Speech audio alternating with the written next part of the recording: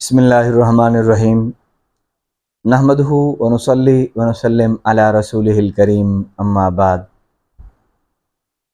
اللہ تبارک و تعالی اپنے بندوں کے اوپر خاص طور پر اور اپنی تمام مخلوقات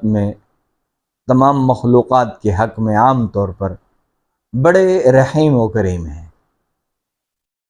اپنے گنہگار اور غافل بندوں کا ذکر فرماتے ہوئے پارہ نمبر 24 میں فرمایا، قُلْ يَا عِبَادِيَ الَّذِينَ أَسْرَفُوا عَلَىٰ أَنفُسِهِمْ لَا تَقْنَطُوا مِن رَحْمَتِ اللَّهِ إِنَّ اللَّهَ يَغْفِرُ الذُّنُوبَ جَمِيعًا، کہ میرے محبوب آپ اپنی زبانی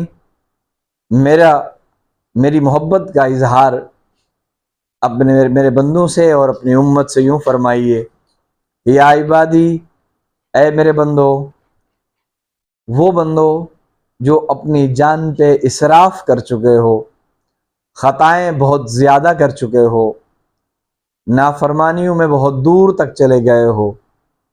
یا عبادی الذین اسرفوا علی انفسہم لا تقنطوا من رحمت اللہ، میری رحمت سے مایوس نہ ہونا۔ کہ جس طرح حضرت فرما رہے تھے مولانا کہ گناہ اس حد تک کر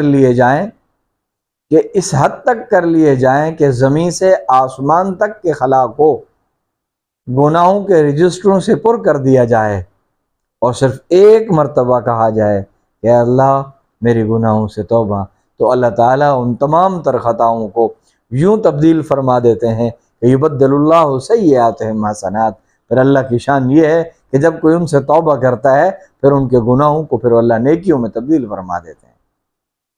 تو اللہ تعالیٰ نے فرمایا لا تقنطوا من رحمت اللہ، میری رحمت سے مایوس نہ ہونا۔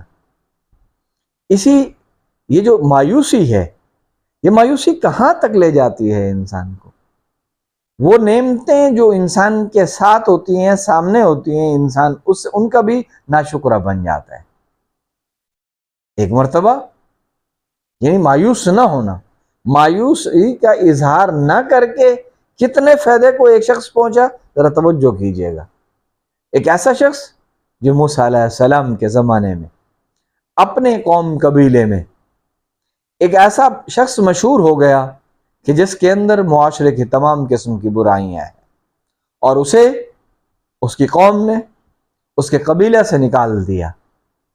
وہ چلا گیا اس قبیلہ سے، اس قوم سے دور چلا گیا، جنگل میں اپنی زندگی بسر کر رہا ہے۔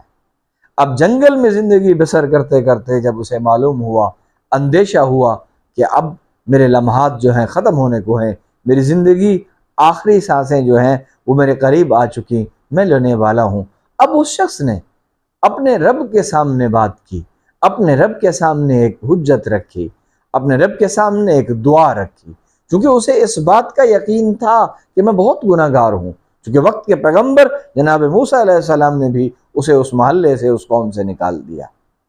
اب وہ شخص اپنے رب کے حضور یوں گویا ہوتا ہے، یوں بات کرتا ہے، یوں دعا کرتا ہے کہ میرے مولا یا رب کریم، اگر آپ مجھے معاف کریں اور معاف کرنے میں آپ کی شان میں کوئی کمی آتی ہو تو مجھے معاف نہ فرمائیں، میں جہنم میں ٹھیک ہوں۔ اگر میری خطاؤں کو معاف آپ فرما دیں تو میری جنت بن جائے گی، میں کامیاب ہو جاؤں گا، نجات یقینی ہو جائے گی۔ چونکہ وہ مایوس نہیں ہوا اپنے رب سے، وہ اپنے رب کی رحمت سے مایوس نہیں ہوا۔ جب اس نے یہ اپنے آخری الفاظ دہرائے اپنی زبان سے کہ اگر آپ کی شان میں کمی نہیں آتی مجھے معاف کرنے میں تو آپ مجھے معاف فرما دیں، اور ادھر اس کی روح پرواز کر گئی۔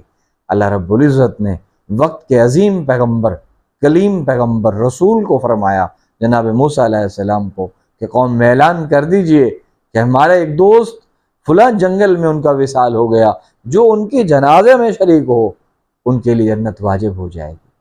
موسیٰ علیہ السلام نے قوم کو پیغام دیا اپنے رب کا، قوم چلی اس طرف۔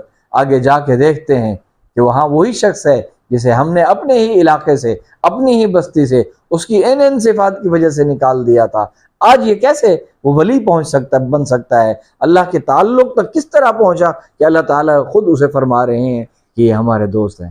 موسیٰ علیہ السلام نے اپنے پیارے رب کے حضور یہ گزارش رکھی، اللہ تعالیٰ نے فرمایا میرے موسیٰ میرے اس بندے نے صرف اپنی توبہ مانگی ہے، اپنے گناہوں سے استغفار کیا ہے، اگر یہ پوری دنیا کے تمام انسانوں کی طرف سے توبہ کرتا تو ہم اسے معاف فرما دیتے۔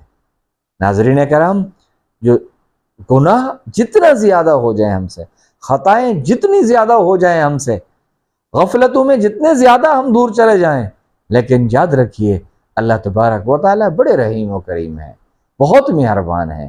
ہر حال میں اپنا تعلق اللہ سے جوڑے رکھیں ہم، ہر حال میں اپنی باتیں، اپنی دعائیں اپنے رب کے حضور ہم رکھیں، بھلے جتنا ہی ہم شرمسار ہوں، جتنا ہی گناہ گار ہوں، بات تو بندی وہیں سے ہے نا جی۔